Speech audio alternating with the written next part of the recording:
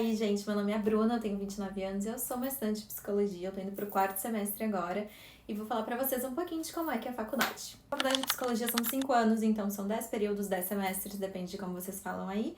E é uma faculdade de saúde e de humanas. Na minha faculdade em específico, ela é classificada como de saúde. É de saúde porque a gente trata de saúde mental, então a gente trata de cérebro, sistema imunológico, endócrino e várias outras coisas. E também é de humanas, porque a gente tem, obviamente, relação com o ser humano, a gente tem que saber se relacionar com o ser humano, com as pessoas, porque a terapia precisa de um vínculo terapêutico, a gente está falando ali com seres humanos, então também é de humanas. E o que a gente vê na faculdade? A gente vê muito, principalmente nos primeiros semestres, a gente vê muito neuroanatomia, neurofisiologia, neuroendocrinologia, neuroimunologia, tudo de neuro, tudo desse mundo de neuro, porque é muito necessário pra gente entender depois como a terapia funciona, a gente precisa entender como é que funciona todas as partes, as estruturas do cérebro, como os neurotransmissores se conversam, as trocas de informações. O nosso sistema imunológico vai afetar a nossa saúde mental e como a nossa saúde mental também vai afetar o nosso sistema imunológico, assim como o sistema endócrino, né, o cortisol, os hormônios, tudo se conversa, todo o nosso sistema nervoso vai conversar com todo o nosso corpo.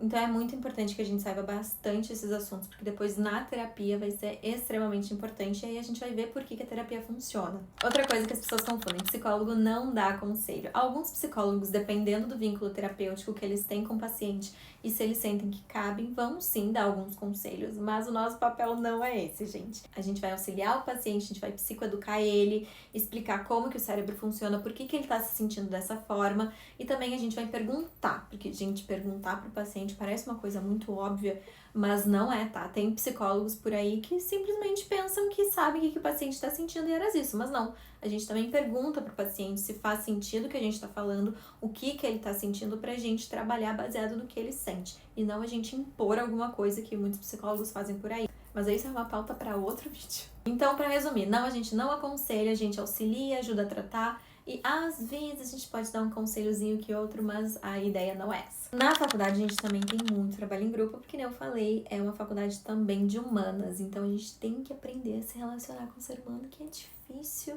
Trabalho em grupo é uma coisa que te testa, mas a gente tem muito trabalho em grupo, sempre tem, na minha faculdade sempre tem, e também tem muitas apresentações de seminários. Então, eu indico muito que se vocês têm vergonha ou alguma dificuldade de se apresentar em público, o que é totalmente normal, tá? Comecem aos poucos, vão se expondo aos pouquinhos, não precisa ser muito rápido, não precisa ser muito brusco, porque vai ficar mais difícil ainda de vocês conseguirem superar esse medo. Então vai aos pouquinhos, até fala pros colegas se vocês se sentirem confortáveis, olha, posso falar só um pouquinho, eu não me sinto muito confortável e tal, mas vai se expondo aos pouquinhos, porque é muito tempo de curso para vocês ficarem toda vez com ansiedade na hora que tem que apresentar. Depois que vocês conseguem apresentando, fica bem mais tranquilo. Então vão se expondo, porque vai acontecer. Até melhor para a futura carreira de vocês. Se acontecer de vocês terem que dar uma palestra, vocês já estão meio que dominando ali. Mas, de fato, tem muito trabalho em grupo e muitas apresentações de seminários. Lógico que a gente também tem cadeiras iniciais como História da Psicologia, Filosofia, e também a gente vai estudar as abordagens. Então, a gente estuda TCC, Psicanálise Sistêmica. Na minha faculdade em específico, eu tenho essas 3 abordagens, mas eu sei que tem faculdades que às vezes só tem psicanálise, que é a mais comum. Às vezes algumas faculdades não têm as cadeiras de TCC, que é terapia cognitivo-comportamental, às vezes não tem uma sistêmica, então depende muito da instituição. Se eu fosse vocês, antes de eu me inscrever para um vestibular ou para uma segunda graduação em alguma faculdade, eu olharia a grade curricular dessa faculdade para ver quais cadeiras vocês vão ter, porque isso difere muito de instituição para outra.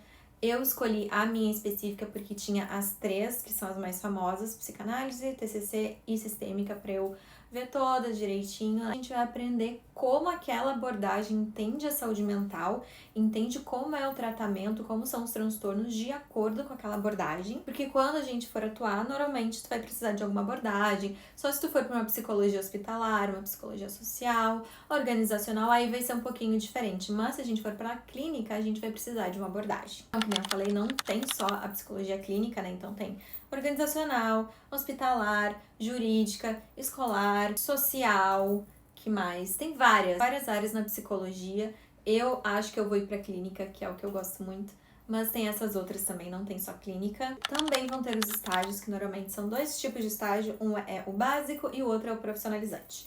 Normalmente, o básico são de observação e o profissionalizante são algumas áreas específicas Depende da instituição escolhe, ou você que escolhe, depende. Na minha em específico, eu tenho estágios obrigatórios de organizacional e de clínica. Quando eu for pro estágio de clínica, eu vou precisar escolher uma abordagem para atuar no estágio profissionalizante de clínica. Uma coisa muito legal que tem nas faculdades são as ligas acadêmicas. Eu não sei se vocês conhecem, mas as ligas acadêmicas é como se elas fossem grupos de estudos que tu é selecionado para entrar e são de diversos temas. Então, às vezes tem liga acadêmica do cérebro, liga acadêmica de neurociência, liga acadêmica de terapia cognitivo comportamental, liga acadêmica de psicanálise, tem diversos tipos de ligas acadêmicas e às vezes tem uns professores, às vezes são os próprios litigantes, que são os alunos que fazem parte das ligas, que vão dar aula sobre algum assunto ali que seja interessante para a liga. Então é bem legal porque tu faz bastante networking, tu estuda mais. Sei que algumas faculdades aceitam alunos que não são da própria faculdade, que são de outras.